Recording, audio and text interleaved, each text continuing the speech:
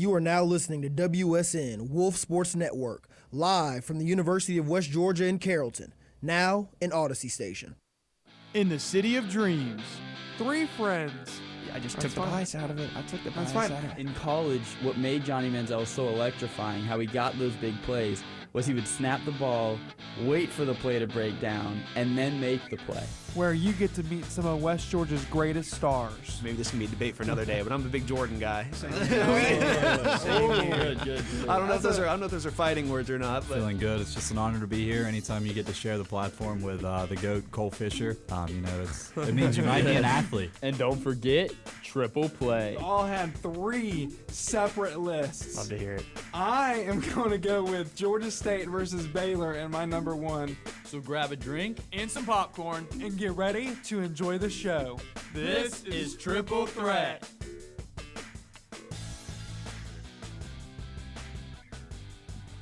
Ladies and gentlemen, welcome back to episode 2 of the Triple Threat live show, not podcast. I'm your host, Jackson Schrader, joined by Jason Barker and John Howley. Now, boys, with that said, let's talk about some West Georgia Wolves.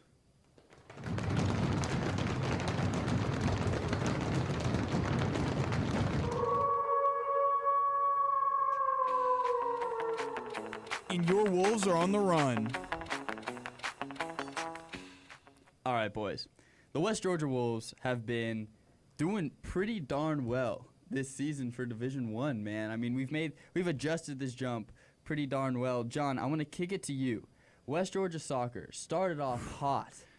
They've run into a little bit. They're riding the struggle bus a little bit as of late. But how are you feeling about this West Georgia soccer team? Well, other than jumping back all the way to the MMA fight we had against Charleston Southern, that old fight. I mean, we've won one game since. It's been a little bit hard. Yeah. And then you went out to North Alabama to start, conference play, and unfortunately you lost 0-3, which is a little tough.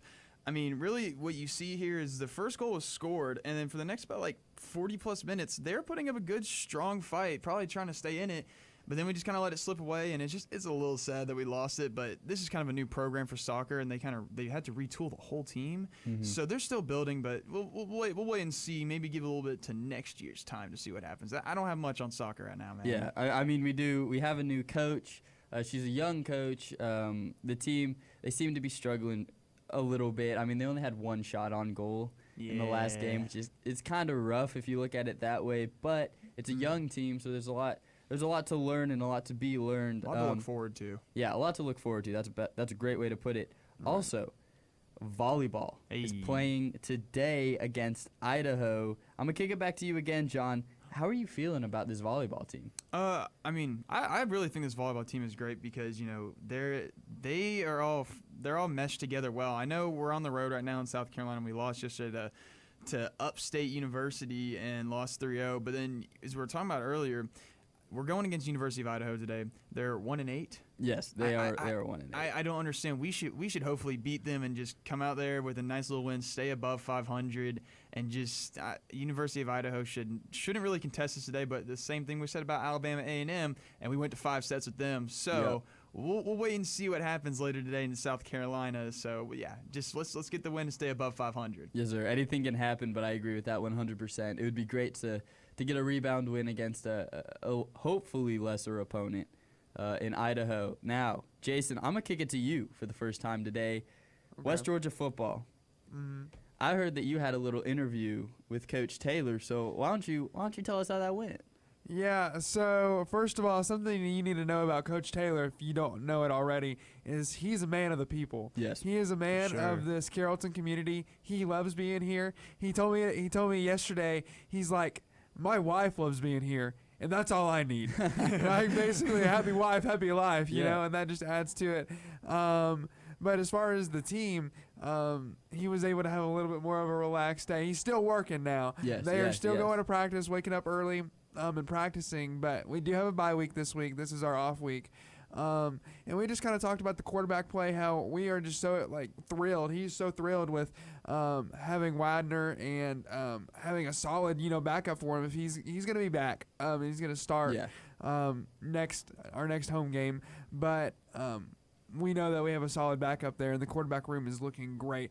Defense, he said, is impressing him. I was talking a little bit about what were the expectations coming into the season. John, you talked a little bit about UWG soccer, and it's going to be one of those things where maybe we're going to wait till like next year till we look for some success.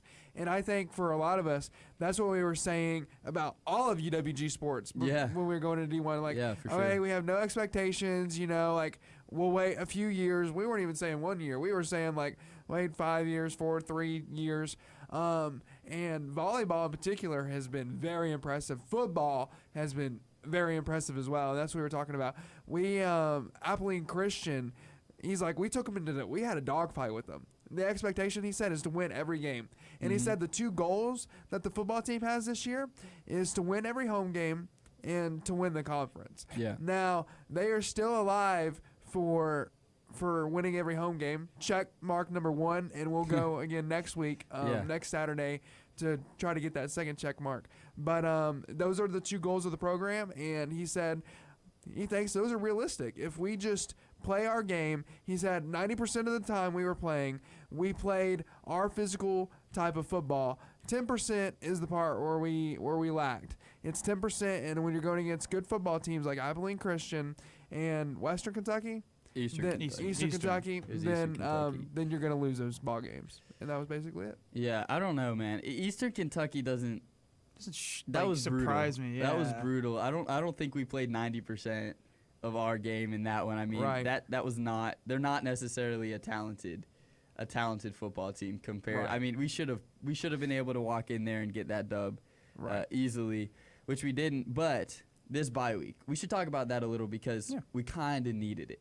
We're sitting at 1-2. This is a great time to have a bye week. John, what are your thoughts on having the bye week at this certain point in the season? I think the bye week helps a lot because, giving us that rest right away from just playing those first 3 games. And then you look at North Alabama, who's been playing since, I think, August. They've been playing since they haven't had a break since August, so they're tired. They're 0-4, looking to go 0-5. So they're playing Tarleton State this Saturday.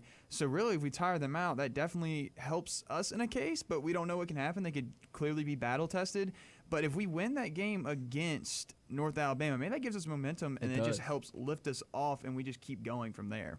Exactly. I mean, that would put us right back at 500, which is what we need. Yes, we need a rebound win after these 2 tough losses we've had in a row. And I think it's important to point out how fatigued North Alabama will be. Oh, they're fatigued when we take them on. I mean, best case they're going to be 1-4 after playing 5 straight weeks, jumping into their 6th consecutive week while we're coming off of a bye week. So they're either on the road too for them, so. I mean, either what's going to happen is we're going to be slow out the gate and they're going to come out running, or vice versa. We're just gonna jump out of the gate fast, and they're not gonna know what's gonna hit them. So I'm very interested to see how that North Alabama game is gonna go. But with that, fellas, I think it's time to jump into triple play. It's time for triple play. There's 1, there's 2, and there's 3. A triple play. So we're back with triple play this week. It's our signature segment. We're really excited to bring it back for y'all. Jason, I'm going to kick it to you. What are we talking about today? So we are talking about some historic recent milestones. And those 3 that we're going to be talking about today are Ronald Acuna's 40-70 season. We're going to talk about Shohei's, yesterday's, 50-50 season and counting. And Aaron Judge, 2022 62 home run AL record. Is it me with the list first today? Yes, sir. Okay. Golly, it is a little bit of a tough list. I mean, it's a cooked up list. It's really good, but I'm just gonna go with number 3. I'm putting Mr. Paw Patrol down there. I think Paw Patrol can stay. I mean, he is an awesome player after all, and it is really awesome to knock down that record. But still, number 2. Number 2. I think I'm gonna put Ronald Acuna there with his 40-70 season. And then, obviously, number 1 is Mr. Shohei Ohtani with a 50-50 as of yesterday. Wow. Yeah. Before I give my list, I just have to make sure everybody knows that these things are not separated by that much when it comes to how impressive they are. They're all extremely impressive. Absolutely. Mine is like nearly the opposite of John's. Yeah. I'm going number 3 for Shohei. Okay. Number 2 would be Ronald Acuna, and I got Aaron Judge at number 1. Wow, that is. I do have Aaron Judge at I number 1. cannot wait for the defense. Yep. That's right. Okay. I'm just going to tell my list. I want you to start off explaining yourself, okay? We are doing our classic, what we tend to always do, and we all have 3 separate lists. Mm-hmm. So that leaves me with Acuna with the 40-70 season at number 1, Ohtani with the 50-50 season, and Aaron Judge's 62 AL home run record. Yeah. In 2022. Yeah, So, So why's Paw Patrol Go number ahead. 1? Why was Paw Patrol number 1? The balls didn't get bigger. Baseballs didn't get bigger. You see, these records, these stolen base records, while they're very impressive, and they are still hitting home runs, that's important to note, Acuna and Shohei, the bases that these stolen bases are coming from are bigger than they were in the past. And I know that you're thinking, well, they didn't make them that much bigger. But people weren't getting out by that much either when the bases were smaller on stolen bases. So really, for me, the home run AL home run record lasted for a very long time, and I know Ronald and Shohei are in a league of their own, but that league of their own seemed to be unlocked once they added the size to these bases, because people weren't stealing bases nearly like they are now, with these bases being smaller than they are now. all right. While that is true, the bases have gotten bigger. I hear you. I mean, that's a defense, but you got to think. I have Aaron Judge in my number 3. That was the 7th most home runs hit in a season all time. So it was the AL record. It wasn't even an MLB record. He's not sitting somewhere by himself. Really, I mean, he's sitting by himself in the AL, and he beat the record by 1 home run. Yes, I but mean, this he record beat the stood for record by 1, and it held how for long did this record for stand? 60 years. Exactly. But Ronald Acuna and Ohtani are setting leagues up from when the league was established, and things were starting to be tracked. And I think it goes back to 1900 is when stats were starting Something to be like that, tracked. yeah. So 100. So you're comparing 124 years to 60.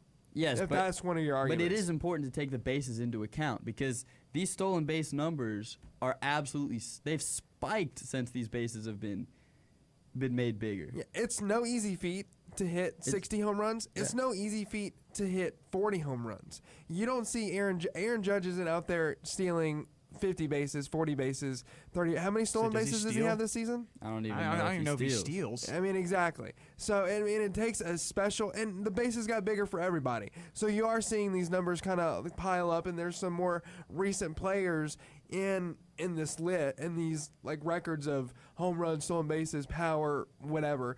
Bobby Witt, notably.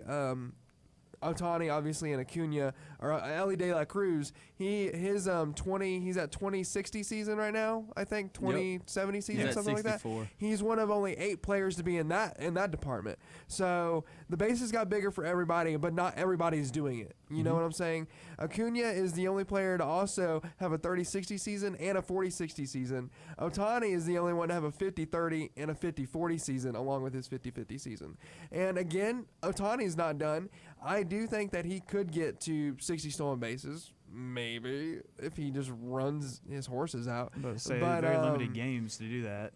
Yeah, but then he could also join that 30-60 club and that 40-60 club, which would make, at the end of the day, probably Ohtani's season more historic, in my opinion. But as it sits right now, I got to have Acuna's 40-70 at number 1. Yeah, I feel that. But, I mean, the thing is like, don't get me wrong, I love that 40-70 season from Acuna, but what's he doing right now?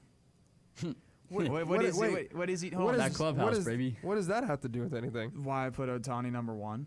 Because it's because Ronald Acuna's injured. Obviously, we know he tore his ACL, but because look, Shohei came off injury from this in DH spot. That is true. He had Tommy John surgery last year. Yeah, and he's not pitching this year. He's literally come off that, and he's set a 50-50 record as a DH. Which, I mean, yes. He could hit that. I'm so confused at this argument. That doesn't mean anything. Acuna came off an ACL tear 2 years. He tore his ACL in freaking 2021? Yeah. And he did it the next season? No, 2023. Yeah. He did it 2 years later. Him having Tommy John means nothing. You saw Bryce Harper get Tommy John and then come back as a first baseman and hit 40 home runs. That is true. So what does that have to do with the price of tea in China?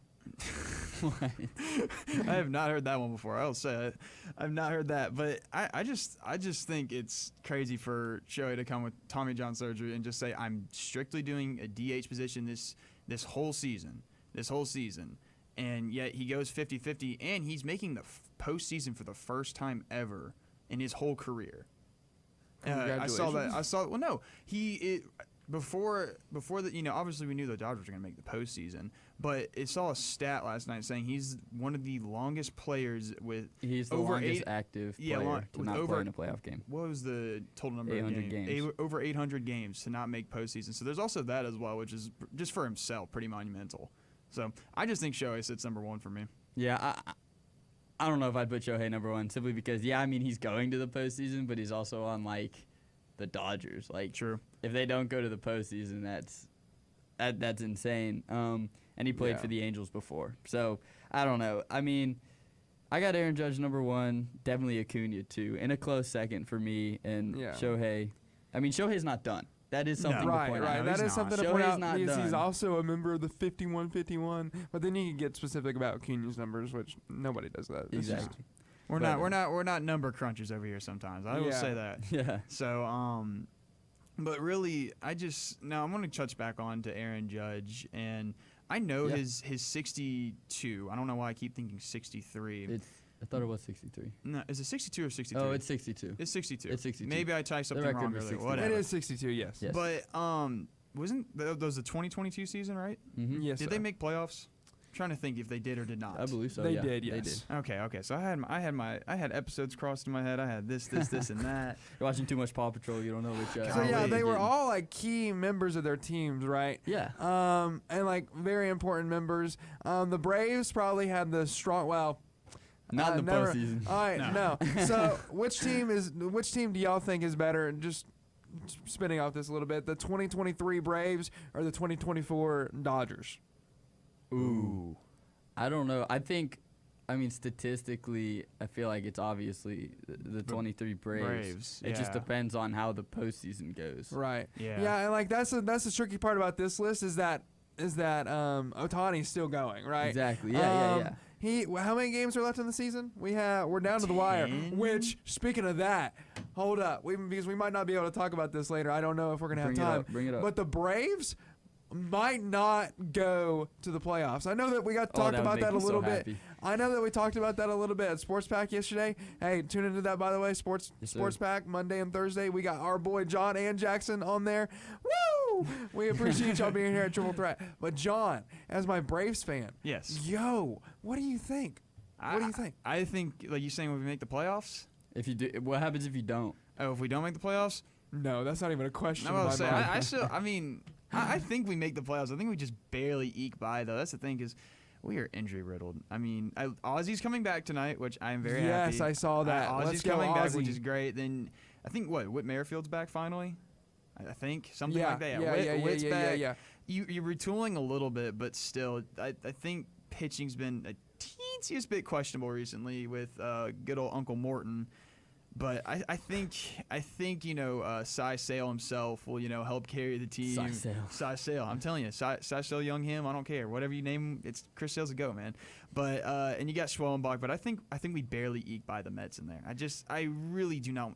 You guys know we don't want the Mets in the playoffs. Come on, man. It's not about the Mets, dude, baby. But Acuna is popping off. We're gonna be talking about Acuna's here. Talking Acuna about is the popping Mets. off for the Mets, dude. But this Mets Braves series coming up is gonna be must-watch TV. If you're a Braves fan, you have to be there. You got to be watching. And we've seen the Braves sweep series when it's mattered the most in the past. So what was that? What am I thinking of? That was. You're thinking of the Mets a couple years ago, right? Was I thinking about the Mets? Yeah. So we've done it before. Yeah.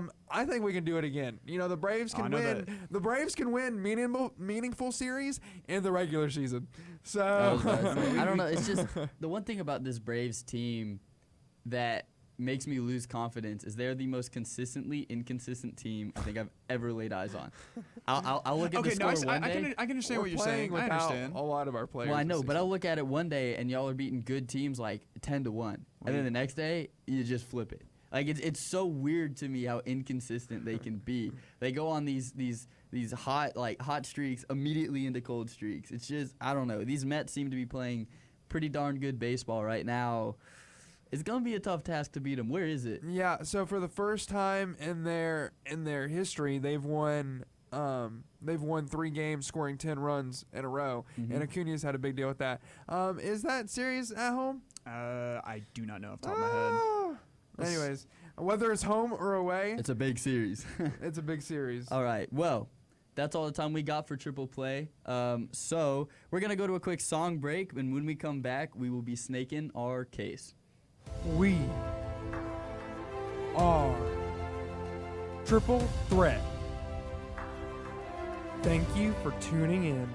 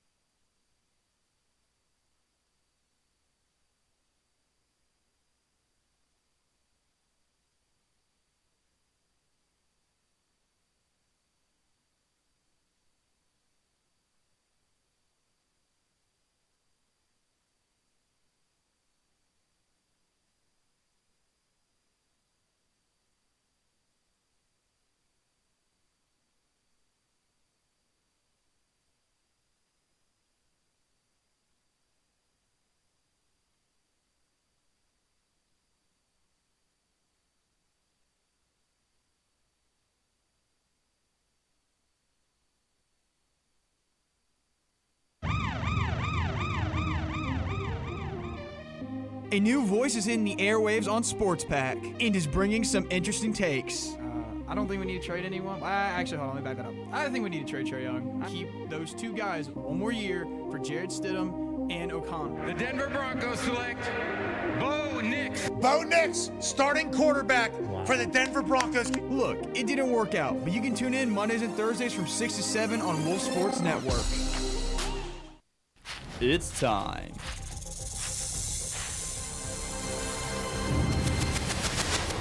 To snake your case. All right, y'all. We are back from that song break. I hope you enjoyed the music. A little House of the Rising Sun for y'all.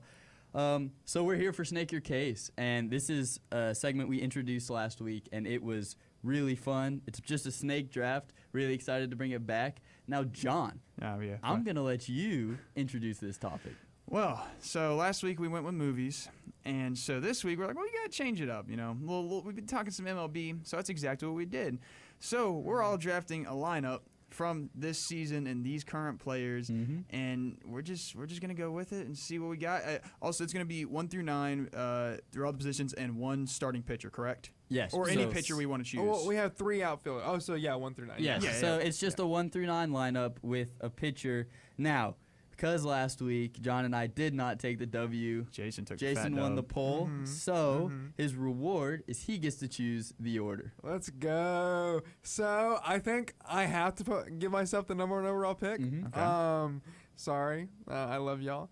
But John, you had an interesting take last week, and you gave yourself the 2nd pick. Yep. Yes. So I think I'm gonna give you the 3rd pick this time. Fair enough. Which I think's a better pick, in my opinion. Yeah. And Schrader, I'm gonna have you pick in the 2 slot. All right. All right, let's go. So let's hear it, Jason. Let's get going. I think I've been thinking, you know, we can pick whatever position we want. We can do this however we want. I'm going to go with Shohei Ohtani at DH. That's There's pretty smart. There's That's other pretty good smart. DHs That's a out good there, pick. but we were just talking about them. I'm going to go with them. I'm riding with them. All right. Yeah, if we're doing we're going for the firepower right out of the field. I think I'm going to go to right field first. Give me Juan Soto. Ooh, okay. Whoa. Okay, that's interesting. Let's see. Who do we got here? Golly, I'm trying to think here. You know, I'm going to go with my pitcher first. What? I'm That's gonna go crazy. with Chris Sale. Okay. And then, it's back to me. I forget that. And then I'm gonna go down to catcher. I've loved him. I've loved him this whole season. Adley Rutschmanson. I want Rutsch The bus. Rutsch I bus? want the Rutsch bus, baby. Okay. All right. Well, good, because I realized right after I picked the wrong Yankee. I think I'm going to go to center field and take Aaron Judge. I hear you. I hear you. Okay. Hold up. Just building the Yankees lineup today, man. Might as well. Yes. There you go. All right, yeah, y'all are gonna have to bear with me as I am writing down. I'm still the scorekeeper here. Yes.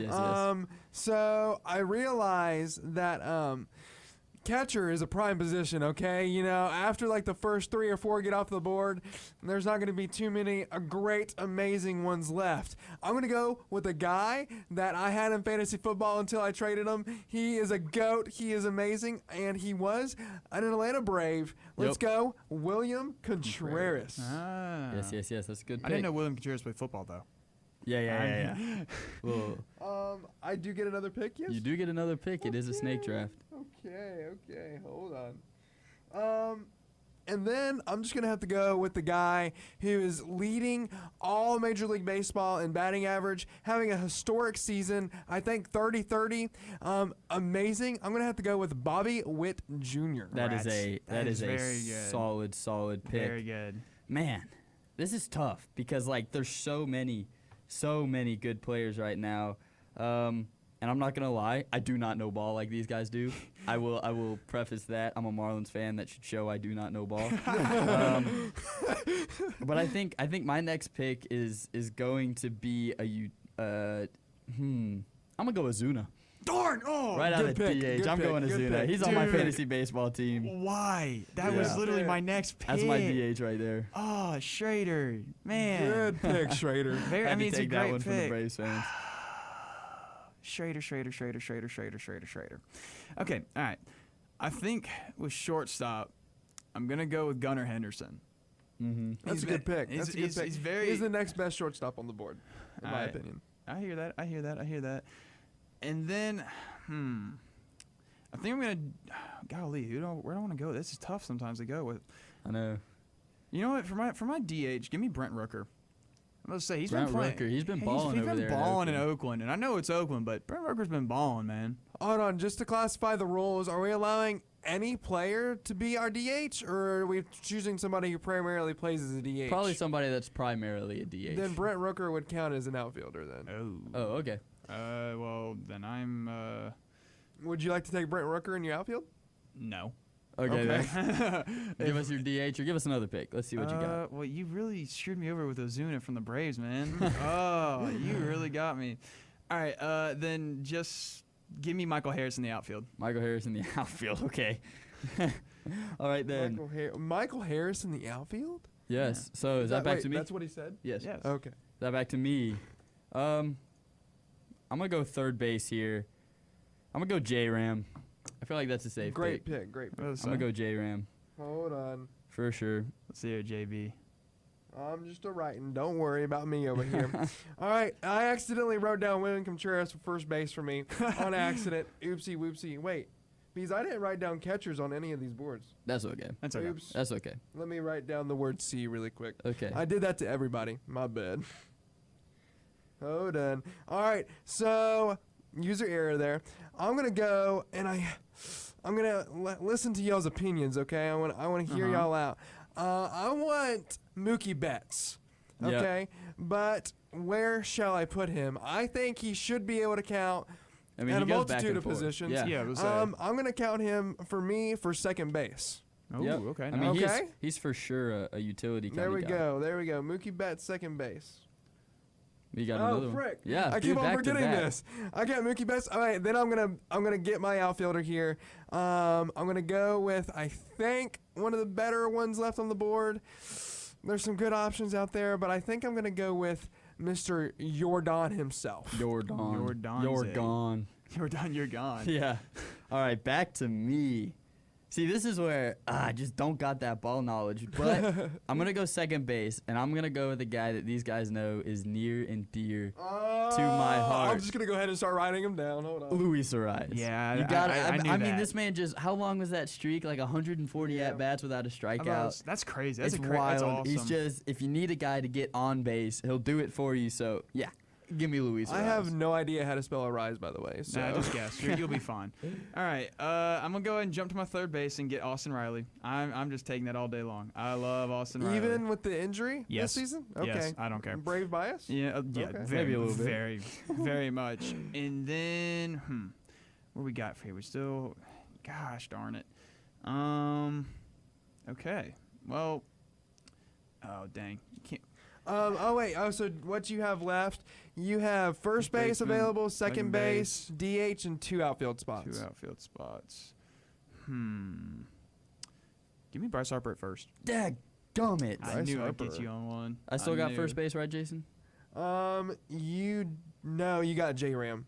He's third base. Oh, frick. Yeah, You did. J-Ram's You did. third My base, so I bad, do have my first bad, base. my I'm bad. good, I'm That's good. on me. I don't know Good. why I wrote him at first I'm base. taking Mr. Frederick Freeman. Ah, Good pick. I'm taking Frederick. Good pick. Hold on. Big Woo. Fred. This is live. Y'all That's just, okay. You Y'all don't- just talk amongst yourselves for a second. Okay, yeah. So yeah, I mean, explain your pick. How do you feel about your team so far? dude, I love my team so far. Freddie Freeman is a really, really, I think, solid pick. I like J-Ram, Luis Ariz. I mean, this is an all-star team. Ozuna from the Braves. Got Judge, Soto. I really like it. So, yeah, Jason, we're going to kick it back to you, brother.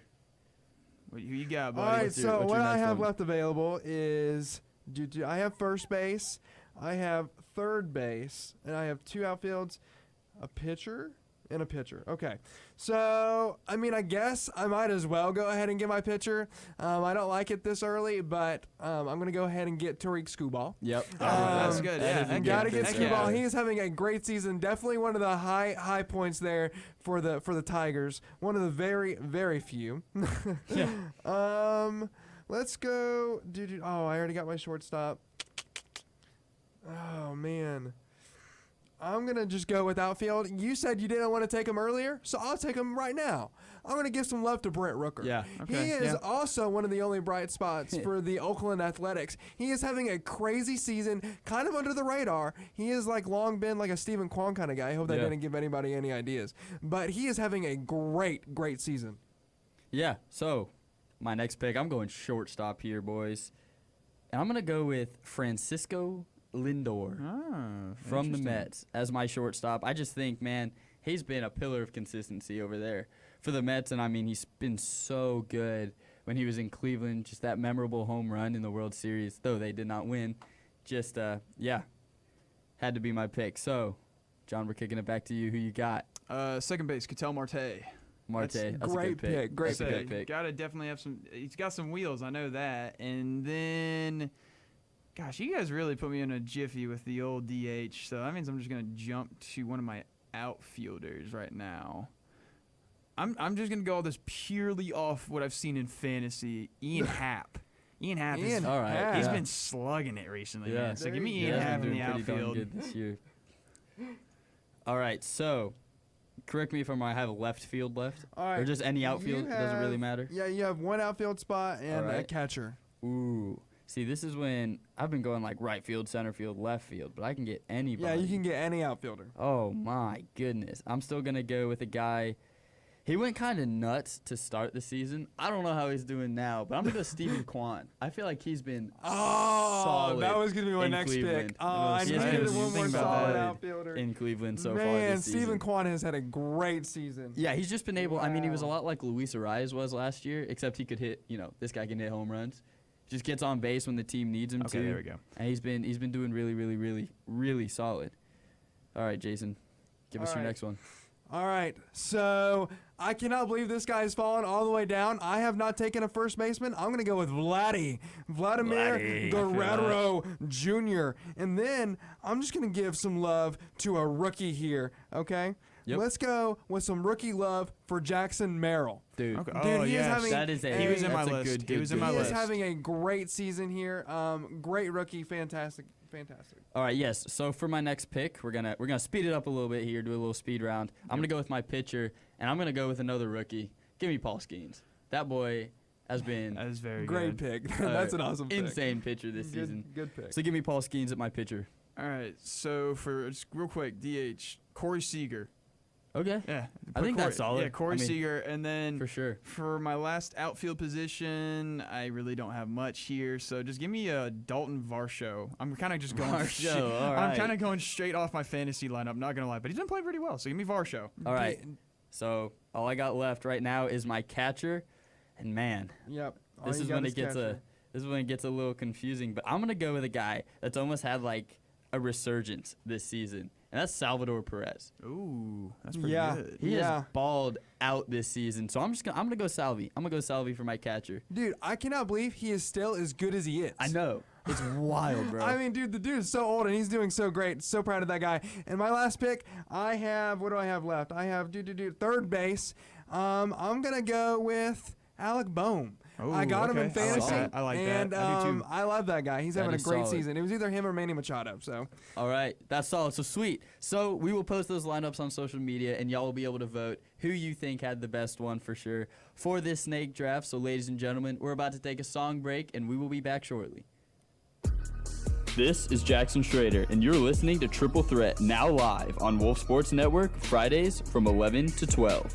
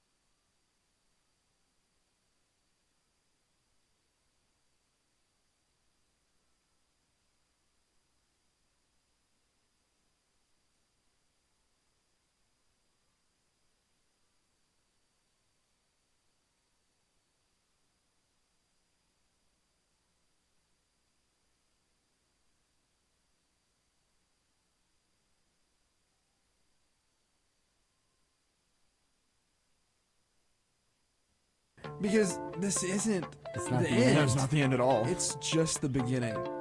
And this is just the beginning of Triple Threat, taking it live on the airways. So get ready to hear our takes Pimento cheese sucks.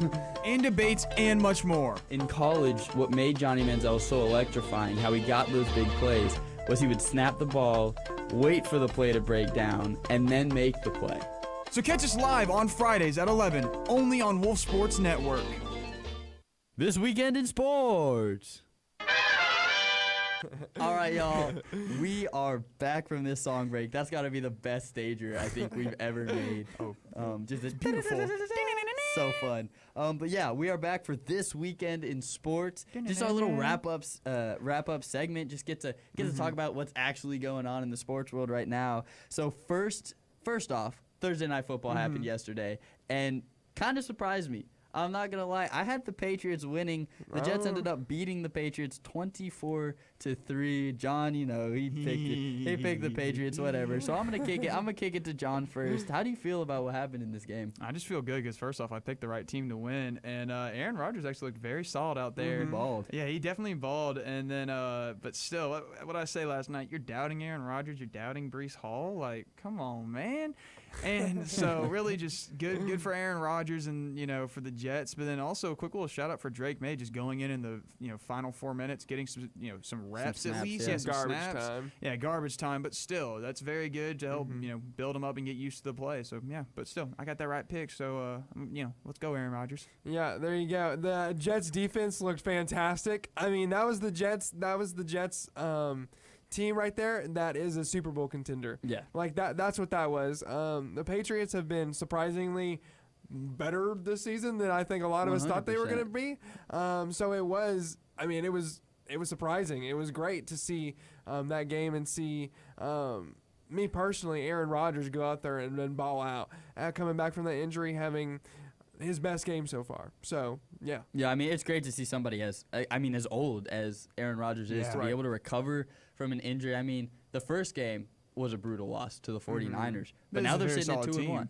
The Niners are a very solid team, but that's a tough loss. They were hyped up for that week one. Yeah. Starting the season like that can be rough, but hey, they're sitting at 2-1 now. I would say I they wouldn't had be complaining. a close win against Tennessee last week, and then hey, they proved that they were here this week against the Patriots. Yeah. And something else to note, I thought this Patriots team was going to be one that Shocked was us? going to be in every single game. Oh, okay. They might not be good enough to win most of them, but I thought they were going to be in this game, not completely dominated from start to finish, because this Jets defense just obliterated the Patriots. But it was a great game, to be honest. If you're a Jets fan, good game to see Aaron Rodgers ball out. Yeah. For sure. And I think that the Jets' offense is only going to get better. Yes. Sure is. You saw Aaron Rodgers. He said, as soon as me and Garrett Wilson start getting on the same page, it's game over. It's gonna be basically crazy. is what he said. He's having a great repertoire with Lazard. Lazard is popping off. He is having a great season with Aaron Rodgers. Aaron Rodgers, he is going to spread the ball around. He is going to give the guys who need the touches. Yeah. Him and Garrett Wilson just are not exactly on the same exact page at the moment. Once they do, this offense, everybody better be watching out. Yeah, and that's something for every team. I mean, we're only in week 3. Right. So there's a lot of teams that you could look at struggling, like the Falcons kind of have been, except for the end of that game against Philly, Right. where we pulled it out. But, I mean, in reality, once these guys start clicking, I mean, you get to week 4 or 5, that's when you're going to see who's going to emerge as true contenders this season. But in other news, we got to talk some college football, boys. There are some really interesting games on the slate, and I'm going to kick the first one. I'm going to kick it off to you, Jason. We got Kansas State playing BYU. What are your thoughts on this game? I see you look really happy that I called on you. Yeah, no, I was not ready to talk about Kent State. I'm ready to talk about Georgia Tech and Louisville. So, John, how do you feel about Kent State on the Kent State game today? Well, on Saturday. You saw him play last week in a great Friday night. Oh, I'm sorry, they destroyed Arizona in a Friday Night Lights game, and really just shows that Kansas State is a solid team, and they're ranked 13th in the country. Now you're going up against a undefeated BYU team, but I don't know anything about BYU other than their quarterback almost has 1,000 yards within 3 games. So that's about as much as I can say. But I don't see the rest of it with BYU. So really the clear outlier here, I would say, is Kansas State. even though if we're looking, I think it's about a 7-point favorite. Yeah, it's a 7-point spread. Yeah, 7-point spread. 7.5. Yeah. So yeah, just give me Kansas State with the 7-point spread. Really, just a much better team. So I'll take Kansas State all day. Yeah. See, here's one of the things that I love about this game is I do think, Kansas State, the way they absolutely mollywopped Arizona last week. I mean, it was insane. I thought it was going to be a dogfight. I thought so too. It was not. Nope. We saw who the better Wildcats were on the field that night. And I look at this game, you got the Wildcats against the Cougars. And the thing about BYU is when you go up to Provo, you can lose that game. Yeah. That place is always rocking. The Mormons pack that house out every game day. So I think it's going to be a challenge for Kansas State, which is why this is only a 7-point spread. Mm-hmm. However, I just think Kansas State's got the firepower. Avery Johnson at quarterback, he's a beast, and I think he's going to lead. He's going to lead these Wildcats to a win over BYU, but as Jason foreshadowed. Mm-hmm. And I will kick it off to Jason this time, too. We got Georgia Tech traveling to Louisville on Saturday for a 3:30 game. What are your thoughts on this one, big dog? Absolutely, John. I commend you. I did that too. Yeah, I threw you on the spot. It's all good. I don't know much about BYU like you, but man, you took it like a man. I appreciate that. All right, so I'm gonna give a humongous shout out to Aiden Abbey. Okay, one of our only 2, I think, Georgia Tech fans here at the station. He wrote a blog on Wolf Sports Network. Okay, we're a radio station first, by the way. If you're listening to this on YouTube, we appreciate you, but we are a radio station first. Go to our website, wolfsportsnetwork.com. Yes, sir. We have blogs on there, okay? The most recent one is one by Aiden Abbey about Georgia Tech, a season preview. He submitted this blog before the Florida State game, by the way, so you can look at his takes. His takes were spot on for Florida State. He said about the Florida State game, let's see these last few sentences. They came in as a 10.5-point underdog. Yep. And the best way for them to win this game is to keep the ball away from transfer quarterback DJ Ungalongole and the weapons that a blue blood like Florida State will always have. A big day for junior running back Jamal Haynes, along with Ungalongole struggling to settle in. He did, definitely. Will both be necessities for Georgia Tech to win in Dublin. And what happened? The running back, they ran it right down their throats, and DJU obviously still has not settled in week 4 now coming into it. What does this have to do with Louisville? I don't know what to say. I'm going into Louisville. Okay. That is just validating what he says about Louisville. Here's what he says about Louisville, and this is just a preview, by the way. Go and listen to this whole thing for yourself. But he says, last season, when they went against Louisville, it was a dogfight, right? Down to the end. Yep. Yeah, in fact, and they were leading by 15 points at one point. He says Haynes King threw for 300 yards in that game and 3 touchdowns. He's going to have to do that again in Louisville. Now, he's only thrown for 300 yards one time this season. That was last week in that blowout win, 51-3 or whatever. This team is built on the run game. It's what they've been going on. I do not think that he's going to be able to throw for 300 yards against Louisville. So for that reason, I'm going Louisville. Really? Huh, interesting. I did all that just to tell him that Georgia Tech was going to lose. Yeah, I mean, golly. I mean, look, Hayes King is a solid quarterback, and he's been really pass efficient. I'll say 962 yards on the season, not far behind from Shedeur Sanders over in Colorado, because Shedeur is at 999. Just wanted to say that 6 touchdowns, 1 interception for Hayes King. I think he's a really solid quarterback. I mean, I know he's a lot older, and yeah, he is solid. I don't know anything about Louisville. I just know that they're good, I guess. But I know one thing is that when games like this happen, their stadium is packed out. And that is actually a really hard stadium to play in. So, Jason, I think I'm going to join you on this one and go Louisville. I don't know if the old Yellow Jackets can get it done over there. So I'm just going to go Louisville. Yeah, this is going to be a very, very good game. I mean, Louisville against Georgia Tech. These are 2 ACC teams that are on the rise for sure. We saw Louisville in the ACC championship against the Seminoles last time. It was the last time Florida State won, believe it or not. And I was there, so it's kind of cool. But yeah, this game really intrigues me because I like interconference matchups. Definitely. Between teams like this, where it's not necessarily like at the forefront of everybody's minds. Like everybody's looking towards the SEC this week. They're looking at Tennessee, Oklahoma. They're like specifically that game. I mean, this isn't a game that a lot of people are looking at, but I think it's a game they should look at. And I know y'all chose Louisville. And I do think Louisville's going to give them a big challenge. But I have a lot of confidence in this Georgia Tech team, not just because they beat the Seminoles in week 1, but because of how they've played through the rest of the season. I mean, that one loss on their schedule was to a very talented Syracuse team in the dome up there in Syracuse, and it was by 3 points. It was a very, very tight game. And I think this is a big prove-it game for both of these teams. Definitely. But I really see Georgia Tech walking into this one, walking into Louisville, and upsetting the Cardinals a little bit. So give me the Jackets. Give me the Jackets in this one. There you go. You're going to buzz with them. Buzz, buzz, buzz. Yeah, and like you were saying, like everybody looks at the top 25 matchups. These are two, well, Georgia Tech is 23rd, but it's not a 25-25 matchup. Yeah. Everybody seems to be, that's what you look at. But these are some games to definitely be looking out for. They're going to be fun. And you're going to Florida State's game. I am going to Tally today, actually, so I'm excited. Hopefully I can see us get our first win, but I don't have much faith in this team right now from what I've seen on the TV. Yeah. Yeah, because they're going against a good football team over there. Cal's good. They're playing good ball this season for sure. Now, to end this segment, we got to talk about a little breaking news this morning. Joel Embiid just signed a 3-year, $192 million contract.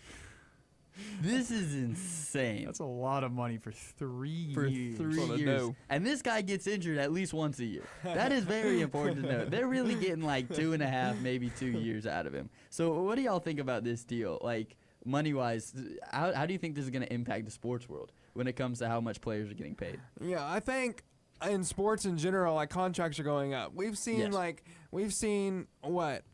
Dak Prescott just got paid a bag. We just saw that's a debate for another day. But we also saw his teammate CeeDee Lamb get a record type contract. So I think just contracts all around sports are increasing, whether it be inflation or whatever it be. I don't know. But but I don't know. I mean, price of contracts are continuing to go up. Again, when you look at this contract with the guy that has an injury history like him, you have question marks. But yeah, hey, they got the money. They gave it to him. Good for him. Good for him signing it. It's a lot of money. He actually, according to ESPN, he declines his $59 million play option for the 26-27 season, and now he'll earn $69 million in the final year of the new deal. So he made an extra $10 million right there. Dude, he's just making bank. And his career earnings is over $500 million.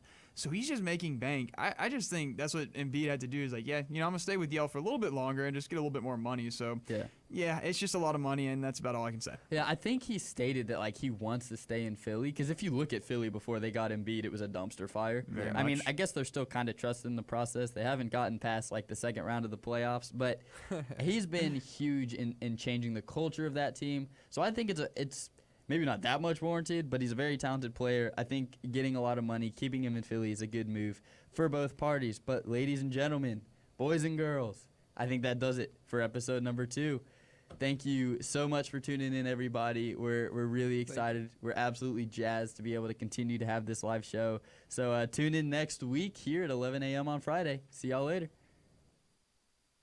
You are now listening to WSN.